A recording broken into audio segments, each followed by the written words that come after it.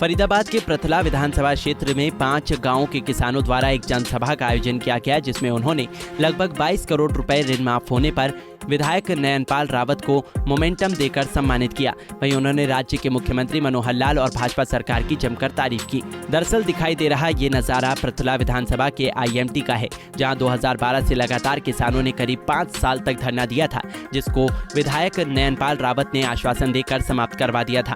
नयनपाल रावत ने विधायक बनते ही किसानों को जो आश्वासन दिया था, उन सभी को सरकार के सहयोग से पूरा करा दिया है। दरअसल किसान अपनी मांगों को लेकर लगातार पहले रहे विधायक और मंत्रियों के चक्कर काट रहे थे, लेकिन उन्हें कोई फायदा होता नजर नहीं आ रहा था। लेकिन विधायक नयनपाल रावत की मेहनत से IMT पर धरना देने वाले किसानों का लगभग 20 करोड़ रुपए ऋण माफ कर दिया गया है, जिसको लेकर धरने पर बैठे तमाम किसानों ने विधायक नयनपाल रावत और मुख्यमंत्री मनोहर लाल का तहे दिल से धन्यवाद किया। देखिए, IMT किसान संघर्ष समिति का जो धरना इस जमीनों के रेट को लेकर के और अन्य बहुत सारी समस्याओं को लेकर के, जैसे एनहांसमेंट का पैसा मैं कहूँ या ब्याज है, उन सब को लेकर के लगभग 12-13 साल से ये धरना चलता यहाँ पर आ रहा था।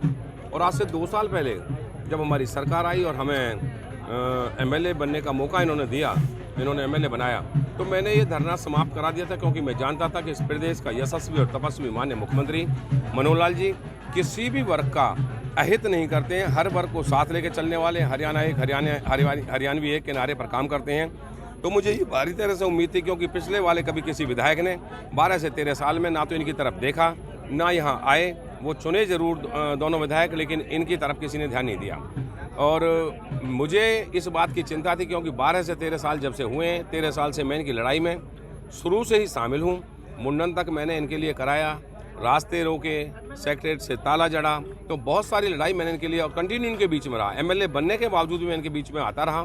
और क्योंकि ये किसान भाई हैं और किसान अन्नदाता जो है, वो हरियाणा प्रदेश का एक बहुत बड़ा वर्ग ऐसा है जो हमारे लिए अन्न उगा करके हमारे पेटों को भरने का काम करता है, हमारे लिए अन्न पैदा करता है।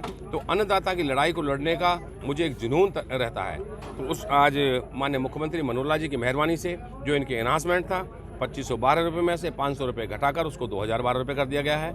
इनका जो पीनल इंटरेस्ट बनता था, वो पीनल इंटरेस्ट माफ़ कर दिया गया है। और इसके साथ जो जर्नल ब्याज है, उसमें से भी 4% कम करके इनको एक बहुत बड़ी राहत देने का काम किया है।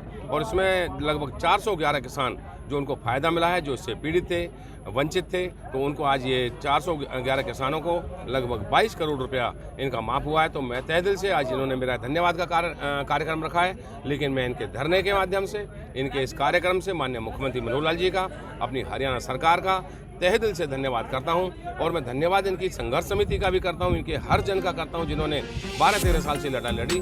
वहीं किसानों का कहना है कि लंबी लड़ाई के बाद विधायक नयनपाल रावत के संघर्ष से ही उन्हें ये छूट मिल पाई है। जैसे विधायक नयनपाल रावत ने उनसे वादा किया था, निभाया है, उसी तरह से वो भी 2024 में भाजपा सरकार को पुनः लाने का काम करेंगे। क्या है आज का कार्यक्रम, विधायक का स्वागत किया है, लंबी लड़ाई लड़ी और अब कामयाबी जो मिली है। देखिए, विधायक जी जो है हमारे साथ लगभग 12 साल से जुड़े हुए थे। जब विधायक नहीं थे तब भी हमारे साथ मिलकर लड़ाई लड़ते थे। और विधायक जी के कहने पर हमने 2 साल में धरना समाप्त किया था, जिसका आज हमें फल मिला है कि विधायक जी ने मेहनत करके लगभग 22 करोड़ रुपए और 5 एनहांसमेंट से कम कराए हैं। उसके लिए उनका बहुत बहुत धन्यवाद करते हैं। और आगे जो छोटी मोटी समस्या जो बची है, जहाँ 4-5 साल तक धरना चला और वहीं आज स्वागत, ये वही जगह है। और मैं आपको एक बात बता दूं कि लगभग 2 साल जब धरना समाप्त हुआ था, तो पत्रकार बंधु ने मुझे पूछा था कि अगर आपकी मांगें पूरी नहीं हुई तो क्या आप फिर से धरना देंगे। तो मैंने कहा था, हमने ऐसा विधायक चुना है कि भविष्य में हमें यहाँ धरना देने की जरूरत नहीं पड़ेगी। तो अब नहीं पड़ेगी जरूरत? अब जिनको नहीं पड़ेगी, जो हमारे काम है संपूर्ण हो गई है। क्या कहेंगे मुख्यमंत्री मनोहर लाल और विधायक के लिए? हमारे जो विधायक जी है, हमारे लिए तो यही हमारे मुख्यमंत्री है, ये यशस्वी है, हमारे लिए सब कुछ है। लेकिन मैं मुख्यमंत्री जी का भी और विधायक जी का भी बहुत तहे दिल से धन्यवाद करता हूँ। Thank you. वहीं नयनपाल रावत ने बताया कि 2012 से ये किसान धरने पर बैठे हैं, लेकिन अभी तक इनकी सुनने वाला कोई नहीं था। लेकिन कोरोना काल की लड़ाई के बाद 6 महीने की मेहनत ने किसानों को 22 करोड़ की राहत दिलवाई है, और ये सब इन किसानों की एकता और मजबूती के कारण हो पाया है। नहीं, खत्म है इनका आपके सरकार से एक मनमुटाव पहले भी नहीं था, इनका सिस्टम से मनमुटाव था। इनका मनमुटाव इस बात पर भी था कि जो नुमाइंदे इन्होंने चुने, उन्होंने इनकी आवाज़ को कभी बुलंद नहीं किया, आगे नहीं उठाया। और जैसे ही मुझे इन्होंने एमएलए बनने का मौका दिया, मैं पहले भी लगातार इनके साथ संघर्ष करता रहा, लेकिन एमएलए बनने के बाद क्योंकि सरकार में मेरा भी समर्थन है और माननीय मुख्यमंत्री मनोहर लाल जी का मैं समझता हूं कि मैं भी उनका चाहता हूं जैसे मेरे वो चाहते हैं, तो उन्होंने मेरी बात को मान करके इनकी बात को पानी दिया और इनको 22 करोड़ रुपए का रिलीफ माननीय मुख्यमंत्री ने समाप्त समझे अब धरना। देखिए, निश्चित तौर पर धरना तो 2 साल पहले ही खत्म कर दिया था। आज तो उन्होंने स्वागत का कार्यक्रम, क्योंकि धरने के माध्यम से ही हम सब ने इस लड़ाई को लड़ा है, तो आज धरने पे ही आकर के इन्होंने स्वागत किया और उस धरने को खत्म तो पहले 2 साल पहले कर दिया था।